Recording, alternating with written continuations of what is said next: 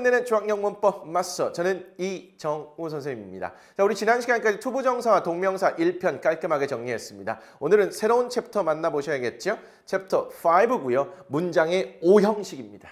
28강 컨셉 28번이 되겠고요. 오늘 1형식과 2형식 문장 집중적으로 볼 텐데요. 특히 2형식 문장에 감각동사라는 것이 대표적으로 사용돼요. 이 감각동사는 활용 가치도 매우 높고요. 그에 따라 시험에도 아주 자주 나옵니다. 이 부분에 좀 더 집중해서 보도록 할게요. 오늘 강의 본격적으로 시작하기 전에 질문 하나 드리도록 하겠습니다. 이 질문에 대한 대답은 그냥 바로 나오셔야 됩니다. 영어는 뭘로 시작하죠? 그렇습니다. 주어와 동사로 시작하죠. 아직도 이거 망설이고 있으면 안 돼요. 그런데 이 동사에 따라서 그 뒤에 나오는 말들은 일정 부분 정해져 있다고 그랬습니다. 이번 챕터 5 문장의 O형식과 관련된 내용이 이 동사에 따라 어떤 내용이 연결되는지 이런 걸 공부하게 될 거고요. 전반적인 내용을 보여드리면 이렇습니다. 헉, 이거 뭐지? 이거 오늘 다 해야 돼? 이게 아니고요. 이번 챕터에서 이걸 한다고요. 그리고 또 걱정이 돼서 한번 다시 말씀드렸는데요. 문장의 O형식은요. 이 문장이 1형식인지 2형식인지 3형식인지 4형식, 5형식 구분하는 것 자체 시험 문제 나오지도 않고 그것 자체가 중요하지는 않습니다. 그런데 동사에 따라 어떤 패턴으로 나오는지 그래서 그 각각의 동사와 패턴을 암기해 주시는 것은 굉장히 큰 의미가 있어요. 동사에 따른 뒤에 나오는 패턴을 알고 있다면 여러분들이 이제 문장을 볼 때 동사만 봐도 그 문장의 구조를 어느 정도 예상할 수 있고요. 그렇다면 해석이나 영작을 할 때도 이 동사에 따른 패턴을 아는 것이 굉장히 큰 도움이 될 거라는 그런 느낌 빡 오시죠. 1형식과 3형식의 경우에는요. 여러분들이 지금도 많이 보고 계시고요. 얘가 1형식인지 3형식 동사인지 지금 구분해서 암기할 필요는 없습니다. 공부를 하기만 하시면 이런 부분들은 자동적으로 조금씩 실력이 쌓일 거예요. 그런데 중학교 심화과정이나 아니면 고등학교 과정에 가서는 1형식, 3형식 중에서도 좀 주의해야 될 동사들이 있습니다. 이런 것들은 또 따로 암기가 필요해요. 근데 중학과정에서는 이번 챕터가 끝나기 전까지는 무슨 일이 있어도 2형식, 4형식, 5형식 동사는 암기를 해줘야 됩니다. 이런 동사에 따른 그 뒤에 패턴 일정 부분 정해져 있다고요. 이런 동사를 외우면 그 패턴이 여러분들 머릿속에 들어가기 때문에 여러분들이 체득이 되기 때문에 보다 쉽게 해석, 영작이 가능하다고. 그럼 안 외우실래요? 여러분들 단어 외울 때 우선순위를 둬서 외워야 되죠. 아무거나 막 외우는 것보다 중요한 순위대로 외워져야 되는데 다른 모든 단어들보다 이 단어가 훨씬 더 중요하기 때문에 더 먼저 외워야 됩니다. 가능하면 빠른 시간 내에 이게 암기가 되고 여러분 것이 되면 될수록 여러분들 영어 실력이 빠른 시간 내로 늘게 될 겁니다. 당장은 아니에요. 뭐 당장 할 수 있으면 더 좋아요. 오늘 이거 2개 집중하고요. 다음 시간에 요거 2개 집중하고요. 그리고 그 다음 시간과 그 다음 시간에 이 O형식 부분을 좀 나눠서 할 거예요. 어쨌든 챕터가 끝날 때까지는 무조건 암기입니다. 너무너무 중요한 거예요. 됐을까요? 자, 그럼 본격적으로 1형식부터 살펴보도록 하겠습니다. 1형식이란 주어, 동사, 수식, 어구 이런 걸로 이루어진 문장의 형태를 말하나 봐요. 설명을 통해서 확인해 볼까요? 주어와 동사만으로 문장이 성립한다고 하네요. 필요한 경우 동사 뒤에 수식어 또는 수식어 구가 나올 수도 있다고 하는데 이 구란 말 지금 신경 쓰지 않아도 괜찮아요.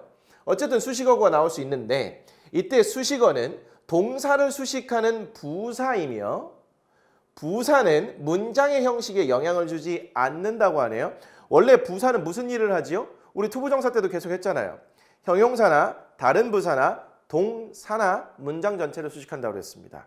그러면 이 주어 동사 다음에 나오는 수식어구는 이 동사를 수식하는 부사의 가능성이 매우 높고 부사는 문장의 형식에 영향을 주지 않는데요. 그래서 주어와 동사만으로 문장이 성립한다고요? 그럴 때를 우리가 1형식이라고 한다는 겁니다. 예문을 보도록 하죠. He runs fast. 그는 달립니다. 빨리 달린대요. 그는 빨리 달립니다. 이때 fast는 달린다라는 동사와 관련되어 있는 즉 부사가 되겠죠. 문장의 형식에 영향을 안 줘. 주어와 동사만으로 이루어진 1형식 문장이라는 거죠. Birds sing in the tree. 새들은 노래를 부릅니다. 전치사가 나왔으면 명사까지 덩어리로 묶어주고요. 이 전치사 덩어리가 나무에서 노래 부른다라고 의미적으로 동사와 관련이 있네요. 역시 부사겠죠. 얘 형식에 영향을 주지 않습니다. 그러면 주어와 동사만으로 이루어진 문장, 일형식 문장이 되겠죠. 이 문장을 보고요. 일형식 문장이냐 아니냐 구분하라는 문제는 안 나와요. 학교 시험에서는. 물론 연습 과정에서는 할 수도 있다고 했고요. 됐네요. 이제 이 형식으로 갑니다. 일형식 별거 없죠. 자, 이 형식이 오늘 하이라이트가 될 텐데요. 이 형식 문장이란 이렇다는 거예요. 주어와 동사 그리고 그 주어를 보충 설명하는 주격 보어 이렇게 나온 구조를 이 형식이라고 한다는 겁니다. 우리 주격 보어 먼저 다 알고 있죠? 주어를 보충 설명하는 말이고요. 이때 보어가 될 수 있는 품사 두 종류입니다. 하나는 명사 그리고 다른 하나는 형용사라는 거죠. 그렇죠? 그럴 때 이 동사 자리에 어떤 동사가 나오느냐에 따라서 그 뒤에 주격 보어가 나올지 안 나올지가 결정이 되고요. 주격 보어는 명사 아니면 형용사 둘 중에 하나니까 동사에 따라 명사, 형용사가 나오고 얘가 주격 보어가 되는 이 형식 문장 구조.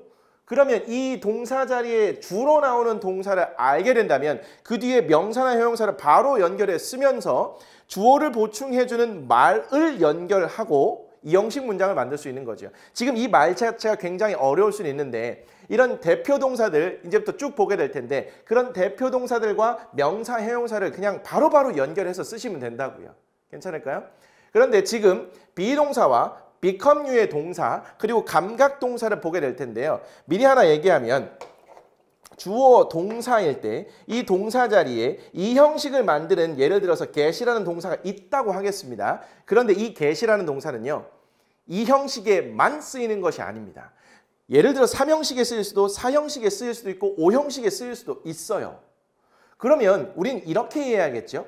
어떤 동사가 동사 자리에 쓰일 때 한 가지 형태만 만드는 게 아니라 이런 형태도 이런 형태도 이런 형태도 이런 형태도 가능할 수 있겠구나라는 겁니다. 그리고 하나의 동사가 여러 가지 경우의 수로 쓰이는 경우에 얘는 활용 가치가 매우 높다는 것이고 이런 동사들도 이런 패턴이 여러 가지임에도 불구하고 그런 패턴도 한꺼번에 기억을 하셔야 돼요. 그런데 이런 패턴 다양한 패턴을 갖는 동사들 그렇게 많지 않고요. 몇 가지만 정리가 되시면 아 이것도 이런 패턴이구나. 기존에 정리된 개념 안으로 자연스럽게 녹아 들어오게 될 거예요. 괜찮을까요? 그래서 선생님 이게 get 2형식 동사라며요. 근데 왜 4형식에도 나오고 5형식에도 나오나요? 이런 질문을 하는 친구들이 있어 미리 얘기하는 겁니다. 하나의 동사는 다양한 패턴으로 다양한 형식을 만들 수도 있긴 해요. 그런데 일단 이 get이라는 동사도 이 형식을 만들 수는 있다는 거. 그래서 명사나 형용사 연결해서 문장을 만드는 거 이거 연습 당연히 하시면 좋은 거죠. 됐네요. 먼저 비동사 보도록 하죠. 제가 이거 강의 아주 초반 부분부터 여러 번 얘기했습니다. 비동사 다음에는 명사나 형용사, 장소와 관련된 말이 주로 나와서 얘를 덩어리로 묶는 것이 굉장히 좋다고요. 그 얘기가 다시 한번 나오는 겁니다. 이미 정리가 된 거죠. 비동사는 대표적으로 이 형식을 만드는 동사가 되겠고요. 그 뒤에 명사나 형용사가 주로 나오게 돼서 명사가 나오는 경우에는 그 앞에 있는 주어와 같은 말이 될 거고요. 형용사가 나오면 그 주어와 관련된 말이 되겠죠. 이것도 기억 안 나십니까? 다시 한번 해드려야죠. 주어 동사 다음에 명사가 이렇게 나왔어요. 그런데 이 명사가 앞에 있는 주어와 같은 말이면 보어라고 그랬고요. 같은 말이 아니면 목적어라고도 했었던 것 같습니다. 괜찮을까요? 그런데 주어 동사 다음에 형용사가 나왔는데 이 형용사가 이 앞에 있는 주어와 관련이 있다? 그럼 주격 보어라고 그랬어요. 그럴 때 이 동사 다음에 명사나 형용사가 주로 나오는 경우 이 비동사 대표적인 거라고요. 정말 대표적입니다. 그래서 she is my teacher, she is very kind 이런 표현 만들어 쓰잖아요. 그럴 때 주어 나와 있고 비동사 다음에 명사까지 덩어리로 묶어서 동사로 파악합니다. 이제는 동사만 보는 것이 아니라 동사에 따른 패턴까지도 함께 덩어리로 묶는 그래서 문장 자체를 이제 좀 넓게 길게 보는 시야 넓혀가는 과정. 느낌 오시나요? 오케이. 그녀는 나의 선생님입니다. 주어 동사다 비동사 다음에 명사가 나오는 구조 같은 말인 거죠. She is very kind. 그녀는 매우 친절합니다. 이렇게 됐어요. 그런데 비동사 다음에 선생님 very는 부사 아닌가요? 얘는 이 kind를 수식하는 부사잖아요. 전체 덩어리로 비동사부터 형용사까지 덩어리가 되는 거죠. 그녀는 매우 친절합니다. 누가 친절해? 그녀가 친절해. 그럼 주격 보호가 되는 거죠. 자, 두 번째 become, get, grow, turn이 있는데요. 이런 동사들 다음에 물론 명사 나올 수 있긴 해요. 그런데 형용사가 나오는 경우 그래서 얘가 하나의 덩어리가 되면 뭐뭐 한 상태가 되다라는 공통적인 의미는 가져요. 물론 해석할 때 살짝 의미가 의역이 될 수는 있습니다. 자연스럽게 바뀔 수는 있다고 해요. 그러나 기본 의미는 이렇게 된다는 겁니다. 그래서 이런 동사들 다음에 형용사를 넣어서 우리말에서 어떠한 상태가 되다라는 그 말을 영어로 옮길 수 있다는 겁니다. 예문 보도록 하죠. She became curious about the painting 이라고 나왔어요. curious는요. 궁금해하는, 호기심이 있는 이라는 형용사입니다. OUS로 끝나는 말은요. 이게 거의 99%, 거의 100%일 겁니다. 근데 영어에서 100%는 또 없다고 잘. 어쨌든 대부분의 경우 OUS가 붙으면 형용사입니다. 나중에 단어를 공부할 때 이런 것도 힌트가 될 거예요. became, become이라는 동사의 과거형 became 다음에 형용사 나왔죠. 덩어리로 묶일 겁니다. 뭐뭐한 상태가 되래요. 그녀는 궁금한 상태가 되었대요. 궁금해했다는 거죠. 뭐에 대해서요? 그림에 대해서요. 얘는 전치사 덩어리로 이렇게 묶이겠네요. 됐을까요? became 다음에 형용사가 나오는 구조. My face turned red. turn은요 돌리다라는 그런 의미인데 그 뒤에는 돌리다라는 의미 때문에 명사가 나와요. 근데 turn 다음에 형용사가 나올 때도 있다고요. 이런 구조도 가능하다는 겁니다. 이걸 알아야 써먹을 수 있을 거 아니에요. 그럼 저의 얼굴이 돌렸다가 아니라 빨간 상태가 되었다고요. 그냥 얼굴이 빨개졌다는 그런 뜻입니다. It grew darker. 자, grow라는 동사의 과거형이죠. grew. 그리고 나서 dark는요 어두운이라는 형용사인데 얘가 er이 붙어요. 형용사에 er이나 es를 붙이면 비교급 최상급이라는 형태로 바뀌게 됩니다. 어쨌든 얘는 darker도 형용사긴 형용사예요. 그러면 grow라는 동사에 형용사가 연결된 거죠. 물론 과거형으로 되어 있을 뿐이긴 합니다. 그러면 grow 형용사 뭐뭐한 상태가 된다라고요. It grew darker. 어두워졌습니다. 그것도 더 어두워졌습니다. 복습 하나 잠깐 하고 갈까요? 명암을 나타내는 그런 경우에 의미 없이 주어 자리를 채워주는 it 뭐라고요? 비인칭 주어 it이라고요. 우리는 이런 동사들 다음에 형용사가 나올 수 있다는 패턴 하나를 공부했습니다. 그리고 얘는 우리만의 뭐뭐한 상태가 되다를 표현할 때 쓴다고요. 괜찮을까요? 그러면 이제 우리말에서 이런 말 영어로 충분히 표현할 수 있는 여러분들 상태가 된 겁니다. 그런 상태가 된 거죠. 좋습니다. 자, 이제는 이 형식 대표 동사 감각 동사를 살펴보도록 하죠. 역시 이 형식은 주어 동사 주격 보호인데 이 자리에 감각 동사라는 것이 쓰인다는 거예요. 감각 동사란 우리의 감각과 관련된 동사를 감각 동사라고 한다는 거죠. 말 그대로 감각입니다. 우리에게 몇 개의 우리 감각 뭐가 있죠? 보통 오감이라고 하잖아요. 보고, 듣고, 냄새 맡고, 맛보고, 느끼고. 여성분들에게는 한 개가 더 있죠. 이거 잘못 걸리면 큰일 나죠. 제 얘기는 아니고요. 감각 동사 다음에 형용사가 연결이 된답니다. 근데 무슨 말이에요? 주어 요 자리에 감각 동사가 나오면요. 주격 보호 자리에 형용사가 나오는데요. 이 말이 이해가 안 된다? 주어 감각 동사 플러스 형용사 패턴 쭉 나와 있습니다. 보고, 듣고, 냄새 맡고, 맛보고 느끼는 거예요. 안 할래요. 괜히 창피할 것 같아요. 어쨌든 look, sound, smell, taste, feel입니다. look 다음에 형용사가 나오잖아요. 뭐뭐처럼 또는 하게 보이다. 이렇게 해석됩니다. sound는 뭐뭐처럼 또는 하게 들리다. smell은 뭐뭐한 냄새가 나다. taste는 뭐뭐한 맛이 나다. feel은 뭐뭐하게 느껴진다. 이렇게 해석이 된다는 겁니다. 이 해석은 알아야겠죠. 얘네들을 감각동사라고 하고요. 감각동사 뒤에 뭐 나온다고? 형용사 나온다고요. 예문 갑니다. You look beautiful today. 너는 하고 동사 자리에 감각동사 나왔어요. 그럼 아름다운이라는 형용사가 나오는 패턴 괜찮지요? 너 오늘 아름다워 보여? 너는 아름답게 보여? 괜찮습니다. Your story sounds true. 너의 이야기는 그리고 동사 자리에 감각동사 나왔네요. 얘는 사실인, 진실인이라는 형용사예요. Sound true. 사실인 것처럼 들려. 야, 네 얘기 사실 같은데? 이런 느낌. 네 얘기 진짜 같아. These cookies smell really good. 이 쿠키들은 냄새 난다네요. 감각동사예요. 어떤 냄새요? 정말 좋은 냄새 난대요. 선생님 감각동사 다음에는 형용사 나온다면서요. 근데 왜 부사가 나왔어요? 이것도 뭐라고요? 이 really라는 부사는 이 good이라는 형용사를 수식하는 거죠. 그러면 이 감각동사부터 이 형용사까지가 덩어리가 돼 있는 건 맞아요. 그 사이에 부사가 들어가서 얘를 수식하는, 강조하는 그런 느낌만 있을 뿐인 겁니다. 감각동사 다음에 부사가 나온 거 아니에요. This soup tastes terrible. 이 수프는요 맛이 난데 감각이죠. 어떤 맛이요? terrible. 아주 끔찍한 맛이 난대요. 맛이 형편없는 거죠. This blanket feels soft. 이 담요는 느낌이 난데요. 감각동사죠. 그럼 그 뒤에 형용사 나오겠네요. 부드러운 느낌이 납니다. 담요 이렇게 덮었더니 엄청 부드러워. 겨울에 이불 덮고 자다가 아침에 일어나려고 하면 막 이불과 침대가 막 나를 당기죠. 막 절대 일어나기 싫어. 너무 포근해. 담요가 너무 부드럽고 포근한 상태. 동사 자리에 다 감각동사가 쓰였네요. 그 뒤에 뭐 나온다고요? 형용사가 연결된다고. 이제는 감각동사를 쓰고 형용사를 넣어서 하나의 문장 구조를 형성할 수 있고, 해석은 이렇게 된다. 반대로 우리말의 이런 느낌을 표현할 때는 감각동사 적절한 거 5개 중에 하나 골라서 형용사 연결하시면 된다는 겁니다. 괜찮을까요? 조금 더 확장합니다.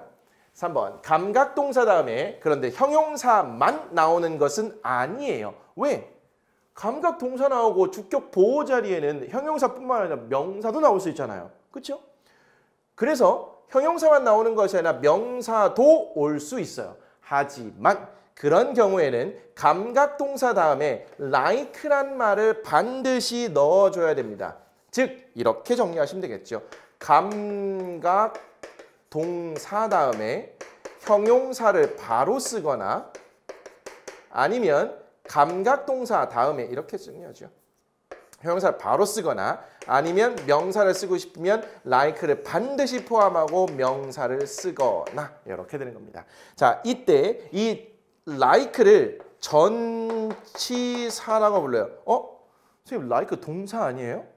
like 동사 맞습니다. 좋아하다라는 동사가 맞긴 한데 얘가 전치사로 쓰일 때가 있어요. 그때 전치사로 쓰일 때는 뭐뭐처럼 뭐뭐와 같은 이런 의미를 나타냅니다. 그래서 감각동사 다음에 전치사 like를 쓰고 명사를 쓰면 뭐뭐와 같이 혹은 뭐뭐처럼 보이다, 들리다, 느껴지다 이런 패턴으로 쓰일 수 있다는 거죠. 예문을 좀 볼까요? You look an angel. 너는 동사 자리에 감각동사 나왔습니다. 뭐뭐처럼 보인대요. 근데 그 뒤를 보니까 형용사가 아니라 angel, 천사라는 명사가 나왔어요. 근데 감각동사 다음에 명사 바로 나올 수 있다고 없다고? 안 된다고. 여기다 뭐 넣어야 된다고요? like를 넣어야 된다고요. 그래서 틀린 겁니다. 이렇게 만들라는 거죠. You look like an angel. 그럴 때 이때 like는 동사 like가 아니라 전치사 like라는 것도 챙겨가시고요. 감각동사 다음에 명사는 like를 동반한 채 나온다. 좋습니다. 자, 4번 주의할 사항 하나 있네요. 자, lovely, friendly 등 명사 플러스 ly로 된 단어는 부사가 아니라 형용사다. 따라서 감각동사 다음에 나올 수 있다라고 나왔습니다. 이게 무슨 말이냐면 감각동사 다음에 또 써야겠네요. 감각동사 다음에 뭐가 나온다고요? 형용사가 나온다고요. 그런데 이 형용사 자리에 부사를 집어넣잖아요. 원래 안 되죠. 근데 우리말로 해석하면 굉장히 그럴듯하게 보입니다. 아까 나왔던 예문인데 영작을 하나 시켜볼게요. 너 오늘 되게 너 오늘 되게 아름답게 보여. 너 오늘 아름답게 보여. 이걸 영작하면요. 너 보여. 아름답게. 오늘 완벽한 문장 같습니다. 아름다운에 ly를 붙여서 즉 형용사에 ly를 붙이면 부사가 돼요. 일반적으로요. 그래서 너 보여 아름답게 오늘 너 오늘 아름답게 보여 완벽한 문장처럼 보인다고요. 그런데 이 감각동사는 그 뒤에 뭐 나온다고요? 형용사 나온다고요. 아무리 의미가 자연스러워도 부사가 들어가면 절대 안 된다는 구조 우리가 지금 하고 있는 거예요. 그래서 You look beautiful today 이렇게 돼야 되는 겁니다. 그런데 lovely나 friendly는요. ly가 붙었는데 부사가 아니에요. ly가 붙어있으면 주로 부사긴 한데 ly가 붙었다고 모두 부사는 아니에요. 특히 명사 플러스 ly의 경우에는요. 얘는 형용사예요. 그래서 lovely는 사랑스러운이란 뜻이고요. friendly는 다정다감한, 친근한 이런 뜻입니다. 따라서 얘네는 부사가 아니기 때문에 즉 형용사이기 때문에 감각동사 다음에 바로 연결될 수 있습니다. 예문을 통해서 가보도록 하죠. The dog looks lovely. 강아지 그 개는 뭐뭐처럼 보여요? 뭐처럼 보이죠? 사랑스럽게 보입니다. 해석은 뭐뭐하게 이렇게 부사처럼 해석은 되고 있습니다만 그리고 모양도 부사 같지만 얘는 lovely는 명사 플러스 형용사의 구조, 명사 플러스 ly의 구조로 부사가 아니라 형용사예요. 감각동사, 형용사 완벽한 문장이라는 겁니다. 틀린 거 아닙니다. Don't they look friendly? 그들이 친근해 보이지, 다정다감해 보이지 않냐라는 거죠. 동사 자리에 감각동사 쓰이고 그 뒤에 ly가 붙은 부사가 온 것 같아요. 그래서 틀린 것 같지만 얘는 ly가 붙었음에도 불구하고 부사가 아니라 형용사이기 때문에 감각동사, 형용사 아주 잘 만들어진 문장이라고요. 주의하시기 바랍니다. 시험에도 이 포인트로 많이 나와요. 됐나요? 자, 문제를 통해서 점검하도록 하죠. 다음 문장의 형식을 괄호 안에서 고르시오라고 나왔습니다. My cat is on the sofa. 이 형식인지 이 형식인지 고르래요. 근데 사실 이거 고르는 문제 시험 문제 절대 안 나온다고요. 그냥 우리 그냥 구조 파악하기 위해서 연습하는 거예요. 이건 틀려도 괜찮습니다. My cat, 저의 고양이는 있습니다. 선생님 is 다음에는 명사, 형용사 나오고 대표적인 이형식 동사라고 했잖아요. 조심하실 건 얘가 다른 형식으로 다른 문장 구조를 이끌 수도 있다고 그랬어요. 특히 비동사 다음에는 명사, 형용사가 나오거나 장소와 관련된 말이 나올 수 있다고 그랬네요. 장소와 관련된 말이 나오면 얘는 이 형식을 나타내서 있다라는 의미가 된다고 그랬어요. 저의 고양이는 소파 위에 있습니다. 얘는 전치사고요. 소파 위에 있다 동사와 관련되니까 부사고요. 문장의 형식에 영향을 주지 않죠. 그러면 주어와 동사만으로 이루어진 이 형식이라고 이렇게 보셔야 되는 겁니다. 됐나요? 네. My sister became a vet.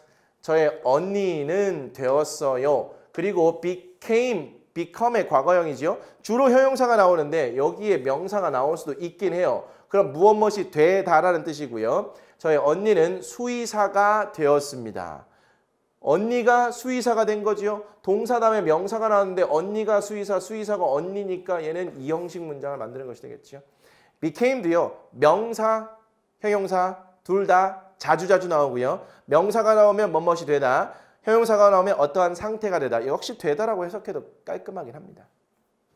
I worked hard yesterday. 저는 일했어요. 열심히 어제. 열심히 일했어요. 그럼 얘 부사죠. 어제 시간을 나타내는 부사예요. 그럼 주어와 동사만으로 이루어진 일형식 문장이 되겠죠. You look tired today. 너는 그리고 보여 동사 자리에 감각동사 피곤한이라는 형용사 나왔네요. 근데 누가 피곤해? 네가 피곤해 보인다는 거죠. 그러면 주어 동사 주격보어로 이루어진 이 형식 문장이 되겠네요. 시간을 나타내거나 장소를 나타내는 말은 대부분 다 부사에 해당되기 때문에 문장의 형식에 영향을 안 줘요. Your cat is really lovely. 너의 고양이는 비동사 나오고 정말 사랑스러운이라는 형용사가 나온 구조예요. 비동사 형용사고요. 너의 고양이가 사랑스럽다는 거니까 이 형용사는 주어와 관련돼 있어. 주격보어. 그럼 이 형식 문장. 괜찮을까요? 자, B번. 시험 문제는 여기서 자주 나옵니다. 이건 집중해서 봐야 돼요. 다음 괄호 안에서 알맞은 것을 고르시오. You look beautiful, beautifully today. 아까도 보셨던 거네요. 너 보여, 아름다운 보여, 아름답게 보여. 해석상으로 이게 더 자연스러워 보인다고요. 그런데 우리가 감각동사가 나오면 그 뒤에 뭐 나온다고요? 형용사가 나오거나 like 명사가 나온다고요. 아무리 부사가 들어가서 해석이 자연스러워도 원칙상 절대 안 됩니다. 시험 문제 너무너무 자주 나와요. 보어가 될 수 있는 거 명사, 형용사 두 가지라는 것만 기억해도 원리는 이해할 수 있을 것 같습니다. 절대 안 되고 beautiful이 된다는 거. That sounds like great. 뭐가 맞을까요?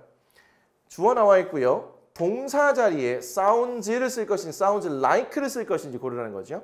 sounds가 있다면 그 뒤에 형용사 나올 거고요. sounds like라면 그 뒤에 명사가 나올 거죠. great, 아주 좋은, 위대한, 훌륭한이라는 형용사가 있어요. 그러면 that sounds great 이렇게 되겠죠. That sounds great 하게 되면 이때는 정말 좋은 것처럼 들려. 야, 좋은 생각이야 이런 말입니다. 보통 대세 생각하고 sounds great 이렇게 하기로 하죠. This shirt looks nicely on you. 이 셔츠는 보여. 동사절에 감각동사 쓰였습니다. 그러면 형용사가 나오든가 아니면 like 명사가 나오든가 예상해 볼 수 있겠죠. nicely 부사 안 되고요. nice on you. look nice on you. 너한테 잘 어울려 보여. 너한테 멋진 것처럼 보여. 너한테 잘 어울려 이런 뜻입니다. This pizza tastes deliciously. 이 피자는 맛이 납니다. 어떠한 맛이 난데요? 감각동사, 형용사지 부사는 안 되는 거예요.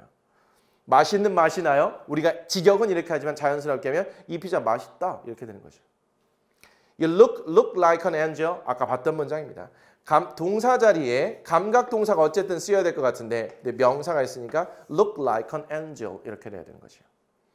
This pillow feels softly. 이 베개는 동사 자리에 감각동사 쓰였어요. 그러면 그 뒤에 부사 안 되고 형용사가 되는 거죠. ly가 붙었지만 부사가 아닌 형용사의 대표적인 종류 lovely와 friendly. 뭐 ugly도 있고요. lonely도 있긴 한데 일단 lovely와 friendly 기억해 두시면 좋을 것 같습니다. 자, 이렇게 해서 1, 2 형식 좀 살펴봤네요. 살짝 어려운 개념들이 있었습니다. 이거 한 번에 정리 안 될 수도 있고요. 그럴 때는 어떻게 하라고요? 반복하고. 그래도 안 되면 질문을 통해서 보완하시고. 어쨌든 도움을 드리는 과정들이 다 여러 경로로 있으니까 너무 좌절하지 마시고 할 수 있는 것 부분만 최대한 또 가져가시기 바랍니다. 됐네요. 자, 다음 시간 챕터 5 문장의 5형식이고요. 29강 3형식과 4형식 문장, 특히 4형식 문장에 쓰이는 수요 동사를 또 집중해서 보도록 하겠습니다. 오늘 수고 많이 하셨습니다. 오늘은 여기까지입니다.